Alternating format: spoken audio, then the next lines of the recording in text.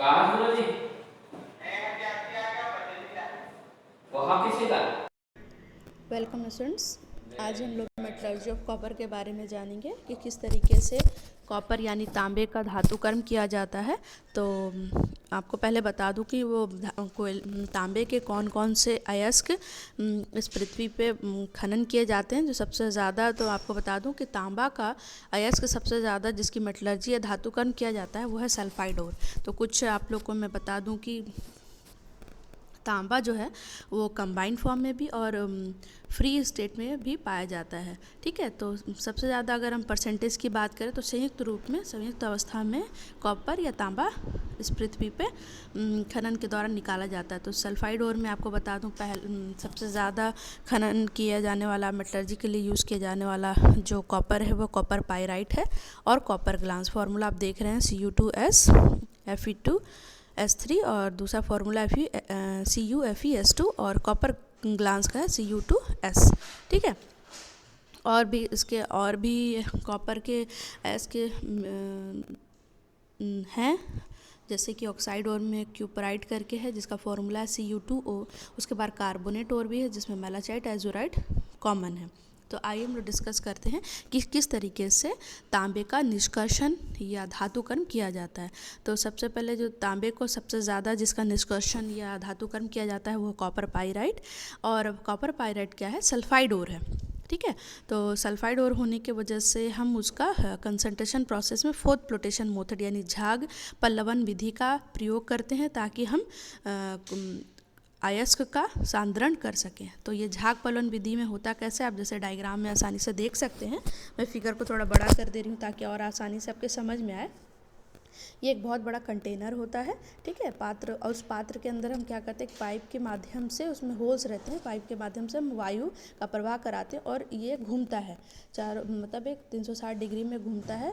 और साथ ही साथ इस पात्र के अंदर बहुत पानी और थोड़ी मात्रा में पाइन ऑयल का, जो कि इमल्सिफायर की तरह काम करता है, रहता है। और हम इसमें फिर क्या करते हैं, जो हमारा पाउडर कॉपर पाइराइट का जो ओर है उसको पाउडर फॉर्म में करके हम इसके अंदर डाल देते हैं। उसके बाद ये हवा की से उसको फिर स्टार करते घुमाते हैं, तो जिससे तेल होने के वजह से पानी के अंदर झाग बनना स्टार्ट होता है।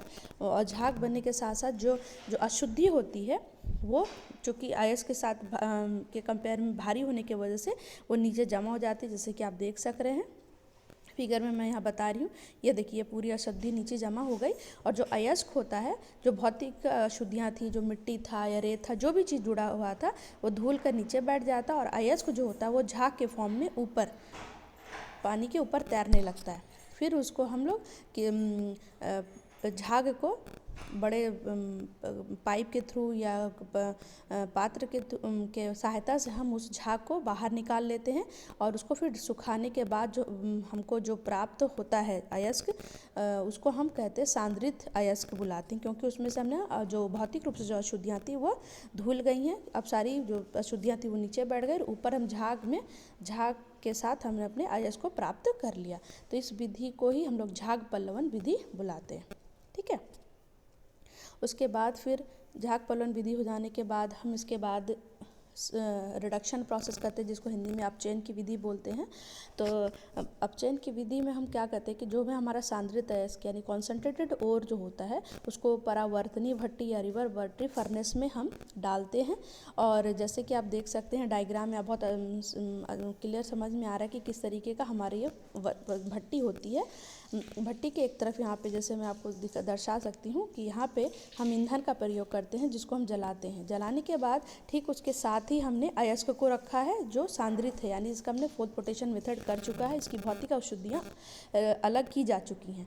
जब ये ईंधन जलता है तो ये गर्म होकर इसको भी फ्यूज़ करता है, मेल्ट होने लगता है। तो जो इसके अंदर जो आर्सेनिक या एंटीमनी जो अशुद्धियाँ होती हैं वो क्या होती है, भाप के रूप में बाहर निकलती हैं, और इस आग मतलब जो यहाँ से गैसें निकल रही होती हैं ऑक्सीजन के संपर्क में आकर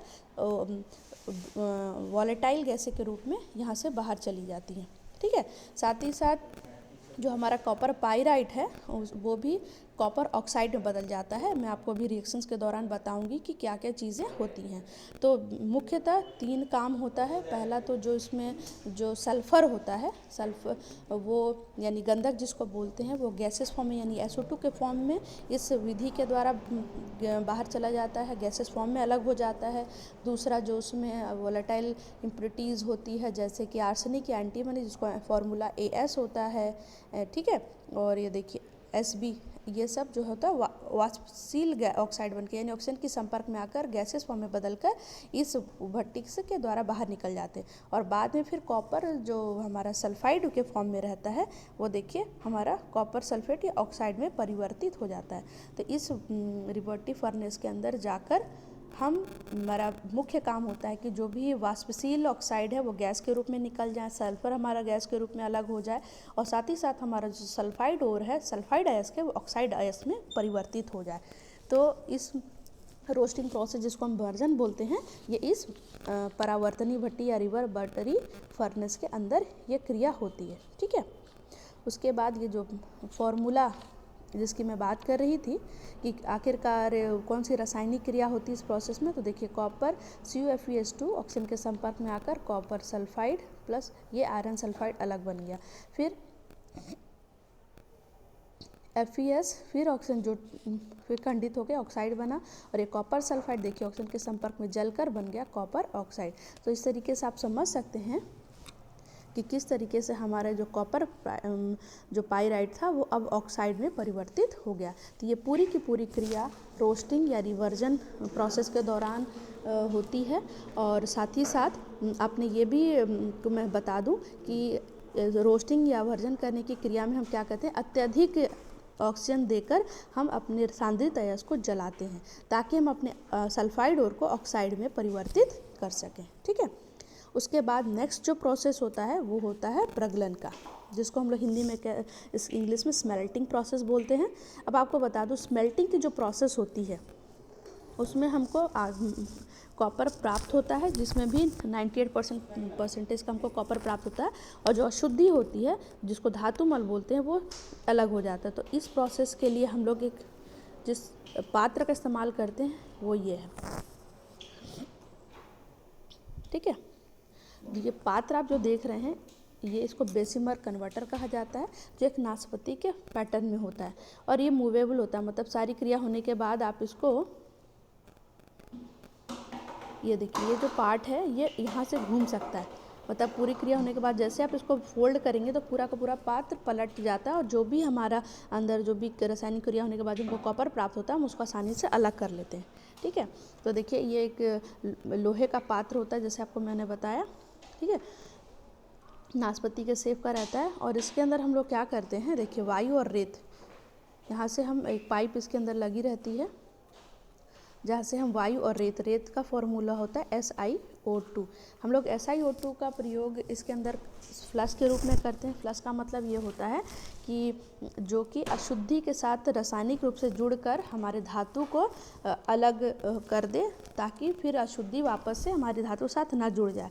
तो उसको बचाने के लिए, उसको रोकने के लिए हम लोग फ्लश के रूप में यहाँ पर सिलिका ऑक्साइड यानी रेत का प्रयोग करते हैं, ठीक है। वायु हमारा काम करता है ताकि इसके अंदर जो भी हम कॉपर जो वर्जित हम उसके अंदर कॉपर डालें तो वो जलने में, कंबशन में, दहन में मदद कर सके, ठीक है। तो ये हम पाइप के द्वारा हम इसके अंदर डालते हैं और इसके अंदर ऑलरेडी हमने जो हमारा वर्जित जो हमारा ओर है साथ में थोड़े मात्रा में हम कुछ अंश में क्या करते हैं, कॉपर ऑक्साइड के साथ कॉपर सल्फाइड भी डालते हैं ताकि दोनों के बीच में रिडक्शन की प्रोसेस हो सके, ठीक है। तो इस तरीके से हमने इसके अंदर डाल दिया। अब ये पूरा का पूरा पात्र कवर्ड है। अब देखिए कौन सी रासायनिक क्रिया हो रही है उसको समझने की कोशिश करिए। तो ये है ये पूरी क्रिया जो इस के अंदर होती है। तो जो हमने कुछ थोड़ी मात्रा में जो कॉपर सल्फाइड डाला था वो ऑक्सीजन के संपर्क में आके कॉपर ऑक्साइड और सल्फर डाइऑक्साइड गैस बनाता है और ये गैस जो ये सल्फर डाइऑक्साइड गैसेस फॉर्म है ये अलग हो जाता है, बाहर निकल जाता है। फिर ये कॉपर ऑक्साइड और कॉपर सल्फाइड आपस में मिलकर देखिए हमको प्योर फॉर्म में कॉपर दे रहे हैं। ये देखिए यहाँ पे भी जो कॉपर हमको प्राप्त हुआ है ये शुद्ध रूप में नहीं बल्कि 98% शुद्ध है, 2% इसमें भी अशुद्धि मिली हुई है। और इस प्रोसेस के दौरान हम जो FeS अलग होता है यानी आयरन सल्फाइड, ये ऑक्सीजन के संपर्क में ऑक्साइड बनाता है,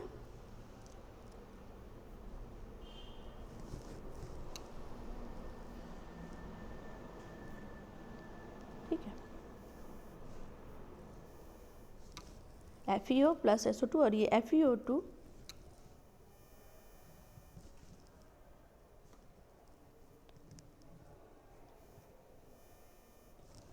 ये FeO जो है, ये देखिए, ये जो अशुद्धि थी वो सिलिका के साथ जुड़कर SiO3 यानी ये स्लैग धातुमल के रूप में अलग हो जाती है और हमको फाइनली हमारा प्राप्त होता है शुद्ध मतलब कॉपर। इस तरीके से बेसिमराइजेशन प्रोसेस के बाद हमको कॉपर प्राप्त होता है और इसको ब्लिस्टर कॉपर भी बोलते हैं क्योंकि ये फफोलेदार होता है, ठीक है। उसके बाद हम नेक्स्ट जो प्रोसेस है वो है इसका शुद्धिकरण, कि जो फफोलेदार जो हमको कॉपर प्राप्त होता है बेसिमराइजेशन प्रोसेस के बाद वो 98% जैसे मैंने बताया शुद्ध रहता है, 2% और भी अशुद्धि है, तो उसको प्योर करने के लिए, शुद्ध करने के लिए हम विद्युत अपघटनी विधि का प्रयोग करते हैं, ठीक है। तो प्यूरिफिकेशन में देखिए एक हम क्या करते हैं, जो भी अशुद्धि रहती है प्यूरिफिकेशन जैसे मैंने बताया इलेक्ट्रोलाइटिक रिफाइनिंग के द्वारा किया जाता है, जिसको हिंदी में वैद्युत शोधन कहा जाता है। तो इसमें हमारा iron, nickel, zinc, tin, lead, bismuth, antimony, arsenic जैसी अशुद्धियाँ पूरी तरीके से कॉपर से अलग हो जाती हैं और हमको शुद्ध तांबा प्राप्त होता है, जिसका ये कहा जाता है कि इलेक्ट्रोलाइटिक रिफाइनिंग के बाद हमको 99.95% हम शुद्ध तांबा प्राप्त होता है।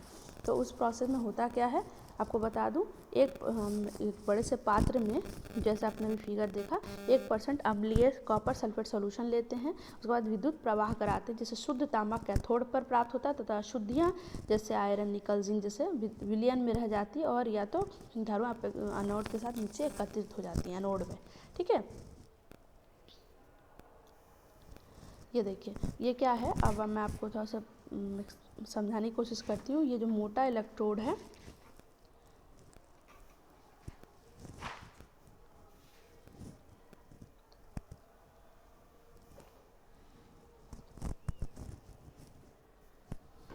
ये जो है अशुद्ध तांबा है का एक इलेक्ट्रोड बनाते हैं और ये जो पतला वाला आप देख रहे हैं ये शुद्ध तांबा का इलेक्ट्रोड है।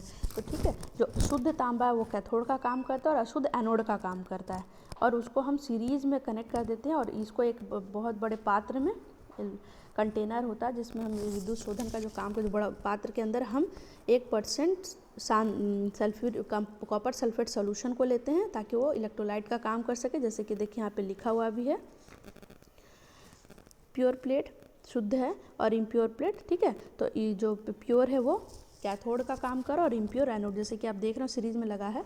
और जब हम इसे विद्युत प्रवाह कराते हैं तो क्या होता है, जो अशुद्ध कॉपर आयनित होकर कॉपर Cu2+ होकर सोल्यूशन में घुल जाता है। तो यहाँ पर ऑलरेडी जो कि copper sulphate solution ion form में मौजूद रहता है, तो वहाँ कॉपर 2 इलेक्ट्रॉन को ग्रहण कर ये प्योर इलेक्ट्रोड के ऊपर जमा होने लगता है और जैसे जैसे क्रिया आगे बढ़ती है वैसे वैसे धीरे धीरे ये जो इम्प्योर इलेक्ट्रोड है, इम्प्योर कॉपर का जो इलेक्ट्रोड है, अशुद्ध तांबा का जो इलेक्ट्रोड है वो पतला होने लगता है, क्योंकि उसके सारे कॉपर इस शुद्ध कॉपर के ऊपर ऐसे जमा होने लगते हैं। और जब ये पूरी की पूरी क्रिया पूरी होने के बाद हम ये पाते हैं कि हमारा जो अशुद्ध इलेक्ट्रोड था उसके में से जितने भी कॉपर थे वो सब जुड़कर